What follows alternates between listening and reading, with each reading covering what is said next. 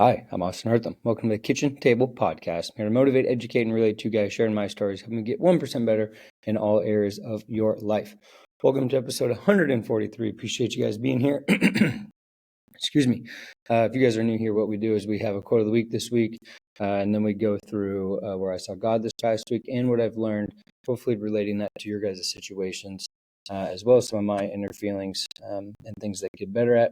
Sometimes it's about business, sometimes it's about work ethic, sometimes it's about relationships, sometimes it's about sports psychology, just a realm of different things to hopefully reach as many people as possible. If you guys are interested, while I get this stuff is I write things down during the week, and then I star the important things and I think about them, reflect them every week, and then put them into the podcast.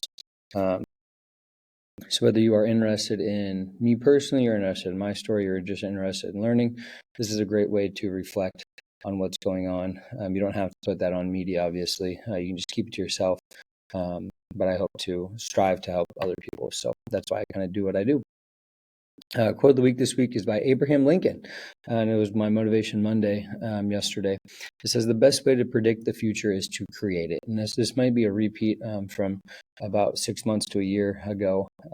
But we always think about, like, am I doing the right things? Am I on the right track? We reflect on our goals, and you can kind of see if you're making progress or not. But I think the future always scares us. And I've said before that 83 to 85% or something like that of the future of what worries you doesn't actually come to fruition. So how can we be more in control? We perceive that when we're in more control, we have more confidence and we perform better. Right? We're able to meet more challenges. So go ahead and create your future, create good routines, set high goals, and then put forth that action.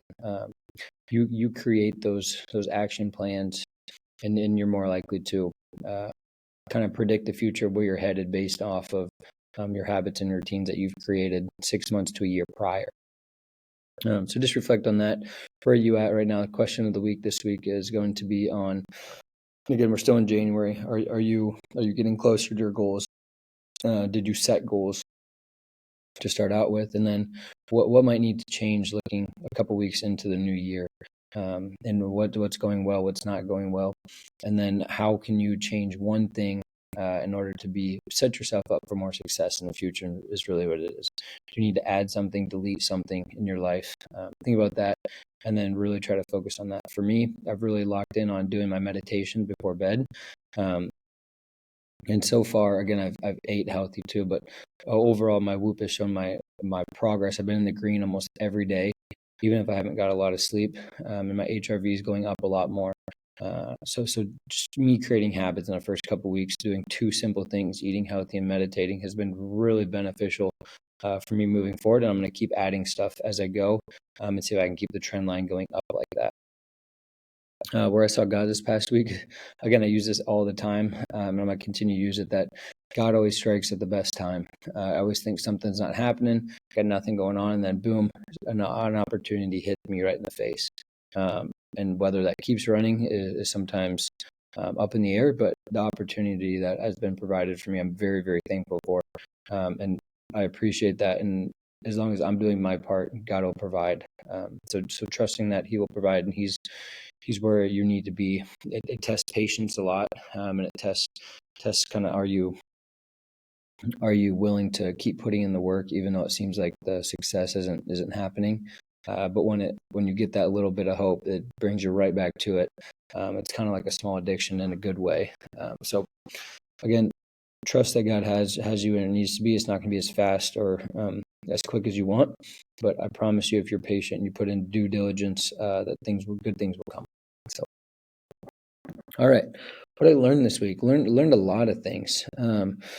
Couple things I just want to hit on is that humility is always a good thing. I've had a couple conversations with people where I put who I was maybe too far out there. I said some things that I think are true, but I acted like I was above the other people in the conversation because that's my background, or that's what I've been through, or what I've done, and that doesn't make me better than anybody else. I need to be more humble and look at their side, because other people jumped in the conversation. They like their ideas better, even though they don't have the background that I have. And it's about finding that tick of how people work. I was talking to a kid in sports psychology the other day. I'm doing mental training, and he was saying how his coach was yelling at him and stuff like that. And his coach doesn't really know him very well. He doesn't know that he doesn't respond good to that. Versus me talking to him, I've got to know him a little bit more and know how he ticks. And I think that we need to think about that for everybody. And instead of trying to tell them what the best option is without maybe knowing the background, is to instead ask questions to figure out how they tick and have those open-ended questions like I would in a mental training session. I need to do that with friends, coworkers, family, etc. as well, to get more of a sense of where they're coming from. So that just kind of stuck with me because it kind of bothered me looking back. Not maybe how they reacted, but just how I went about it. It can be a lot better. So then I got thinking about how what other problems will we run into? I was thinking about this during church actually a couple of times. What other problems and I might have talked about it last time. What problems will we run into in life? Great thing about life is things happen all the time. Some good, some bad, but what trauma are we going to go through that we're not expecting? We wake up and that day is all of a sudden somebody calls you and said such and such has happened, right?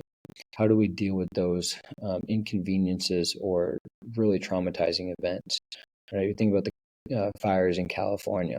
They didn't expect that to happen necessarily to their home specifically. And then how do they deal with that loss? What could have changed? And then how do they move forward knowing that some of their prized possessions, memories, kids' drawings, wedding pictures, obviously a substantial amount of furniture, artwork, cars, stuff like that is all gone. But really those memories that have been created, like the pictures JJ Redick was talking about, these pictures that his daughter drew are on the fridge, and he can't ever get that back because she's not going to draw those again when she was 5 years old, stuff like that. So what problems are we going to go through? And then are you setting yourself up again with those habits to create benefits for the future? And I think the goals that I wrote for 2025, I need to really hit on that specifically in a couple categories. That's reminding me of that right now as I think about it. So again, put that in your own situation. You got to prepare for the worst, but think about the best per se. Other things, speaking of the fires, I'm not a huge fan of of politics, but I think it is a little bit ridiculous how the DEI hires and stuff like that, and how people have said that they want somebody to look like you to face the fires. Most people also have a humanistic aspect of things. If your house is on fire, they just want somebody to come in and do it. And if you're not physically able to carry somebody out, then I don't think that you should be a firefighter. Right, I have multiple experiences of hometowns and other places as well, having people who are not able to do their job well. So I think hiring on merit is super important, and I think we should take out all the other stuff. And one thing I really think about for some kicking things that I do is everybody in that organization wants the organization to win. Right? Everybody in the fire department sounds like they're more in their little cliques than they are about helping people, as is a lot of politicians about what's right, what's not right, how do we look good, how do we save money instead of just doing what's right and finding ways through it. It's always good to be safe rather than sorry. And then how people change based on the administration. Think about Meta and how misinformation is now categorized as more so of community notes. And if you listen to the episode with Joe Rogan and Mark Zuckerberg, it's very interesting to see how he's changed based on the administration. Again, he's a business person, he's smart, he knows, but I think the effects on it and how it affects half the population in the whole world uses some sort of Facebook platform each week. So when you think about that, WhatsApp, Instagram, blah, blah, blah, Threads, and actual Facebook, the amount of people who could have so-called, in quotes, misinformation is going to have community notes based on what everybody says. And there's going to be third-party testers, and they're going to change based on people who get deleted from that, which I think is good, but you're also going to have to deal with those bots and cybersecurity and other stuff that's way over my head. But I think if people just spend more time doing less about what looks cool or arguing about bad actors, essentially, is how can we make a solution, right? I talk to kids in mental training all the time. Okay, you have your time to vent. That's great. Now, what do we do to get a solution instead of just ranting? Oh, this person should be fired on in social media. What can we do to fix it? What can we do to help?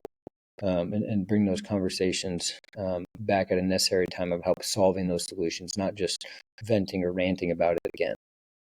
We want to be solution based all the time, and to be solution based, you got to bring those up, right? So I watched the Coach Prime documentary, which is my next point here on Amazon Prime, with Coach Prime, which is funny. That's probably why it's on Prime.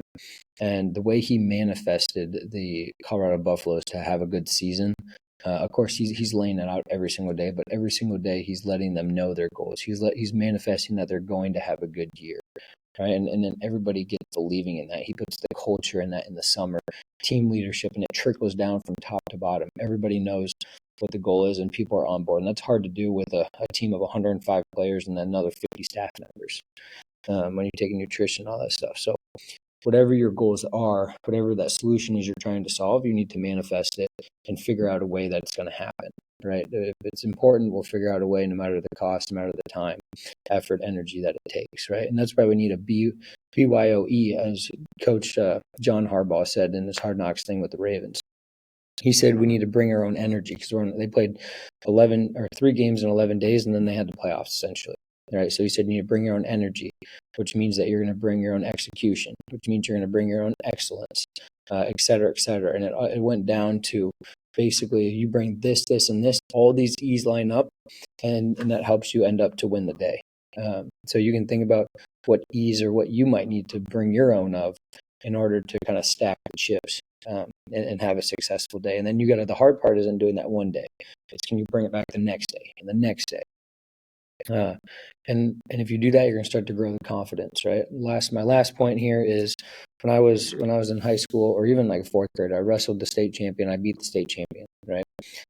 In high school, I would always think like I'm pretty good, and then I would play somebody who looks big, strong, and fast, and I'd be nervous, right? I'd be afraid to make the mistake, rather than what I've thought about. If I have kids, what I'm going to try to instill into them. From my experience, it's going to be a little bit different. My parents are very loving and very caring, and was okay with me making mistakes, but I maybe didn't see that, so I need to install that at a very early age. But growing confidence in yourself and proving that you can do it. If you mess up, the worst you can do is mess up. That's it, right? Especially at a young age, the consequences are you lose the game. There's more than life than the game, but you got to go and you got to give it your all. Because that's going to grow your confidence, knowing truly where you're at because you've reflected on it. And then you can go back to that problem solving techniques and keep bringing it every day. It's really hard to do the right things every single day and bring that energy every single day. Sometimes I wake up and I think, hey, I don't want to do it today. I want to be lazy. I don't want to start the day at 10 o'clock. And I sometimes don't jump at that until I get my coffee and I get my stretching done and I'm ready to roll.